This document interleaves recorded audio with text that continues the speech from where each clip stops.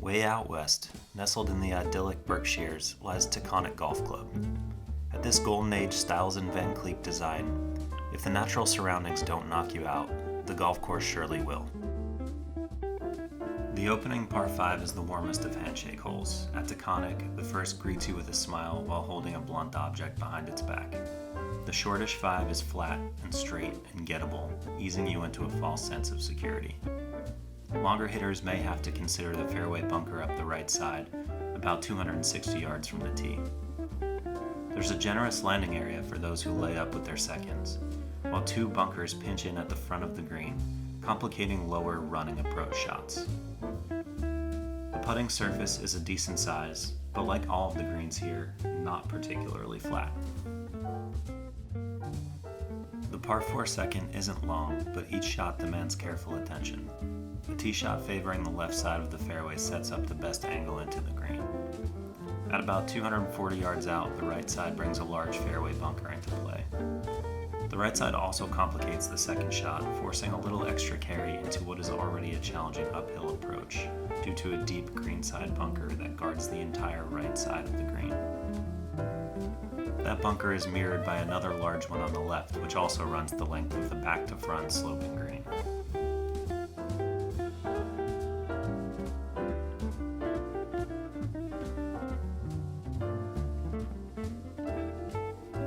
The third places a premium on accuracy from the tee, with trees looming on the right and another awkwardly placed fairway bunker around 225 yards away up the left. The fairway meanders gently downhill and then back up to a tricky green that is, yet again, protected by large, deep bunkers on both the left and right side of it.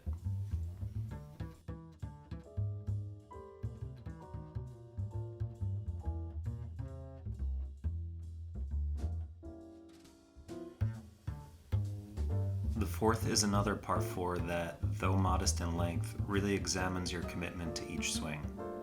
A creek runs up the left side only a few paces off the fairway before it wraps around short of the elevated green. Tee shots up the right side of the fairway offer the best angle into a green that slopes from back to front. And though there are a smattering of greenside bunkers, the real danger here is the steep shaved bank that will punish anything that comes up short of the green.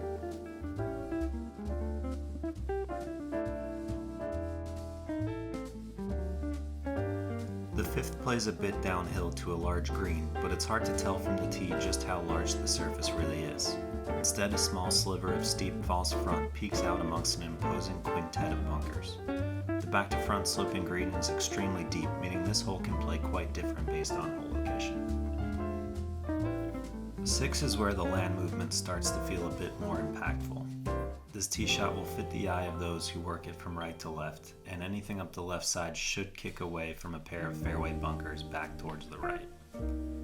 The second is played up the hill to a green that is obscured by the elevation change, playing much longer than the yardage on the scorecard. But bunkers on the front left and front right serve as your neon waving tarmac guide to the runway into this green, which slopes from back right towards the front left.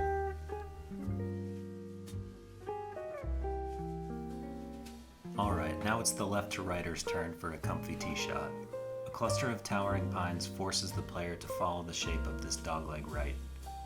If the trees aren't enough deterrent to cutting the corner, a centerline bunker awaits at around the 245 mark. Best to play it short of there and take on the uphill approach from the fairway. The somewhat narrow 3-tiered green will reward distance control, and a false front can quickly turn this hole into a headache.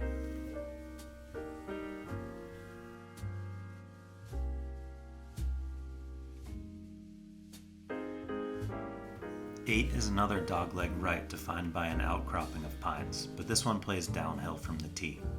Williams College sprouts up in the distance with the English Gothic spires of Thompson Memorial Chapel sitting prettily amid the quaint skyline. 4 grassy knolls up the left are a good aiming point, and do steer clear of the heart-shaped bunker on the right.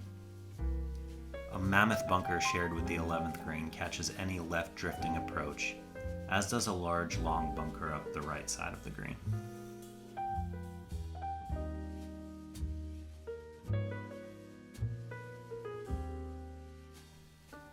There's no other way to say this. This is just a flat-out cool par 3. It can play about a club less going down the hill, where the green sits at the lowest point of the property. And spectators take note, there's a built-in bench on the platform that bisects the wooden staircase to the green, and it is absolutely prime for watching approach shots. Just as the front 9 opens with a par 5, so too does the back.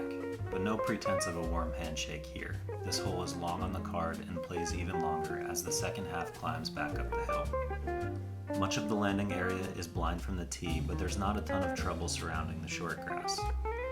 This is likely a 3-shotter and the layup isn't one to sleep on. A large fairway bunker on the right looms about 125 from the green, and another bunker in the middle of the fairway awaits 65 yards in front of that. The tiered green is perched atop a steep bank and is complicated by a severe slope cutting across the center of it.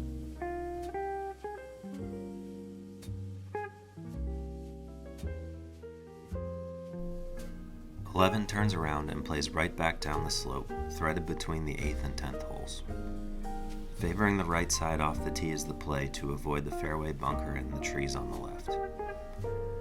The approach shot is an interesting one, as the last 20 or so yards of fairway slopes down to the green pretty hard. That aforementioned mammoth shared bunker with the 8th makes the green appear smaller than it actually is.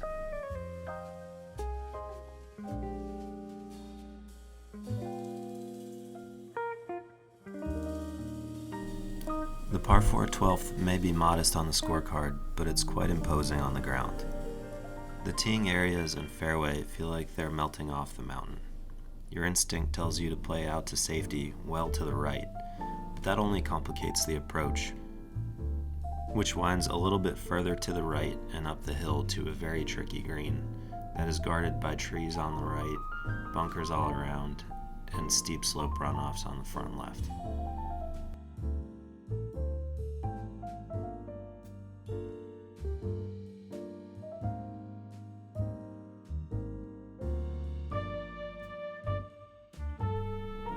"13 is, dare I say it, an opportunity for birdie. The tee shot plays well downhill into a generously wide fairway that slopes hard from left to right. The caveat on that birdie optimism is that the second shot is fairly demanding.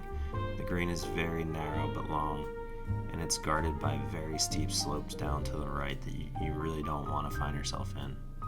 But still, if you step up and hit the proper wedge, you can have a look at 3. Is there even a green up there? Kind of like the 5th hole, par 3, the bunkers around this green make it feel like there's not much of a landing area.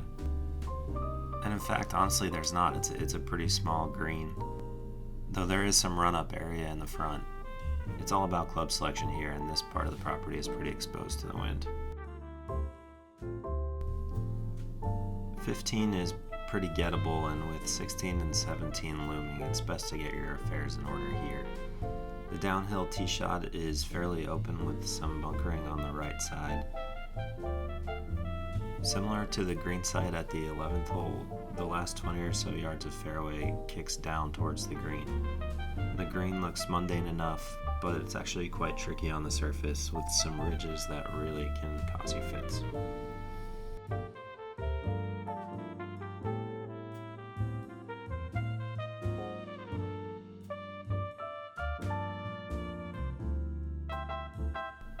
Should you come across it on a day when it's playing into the wind, 16 can be an absolute beast.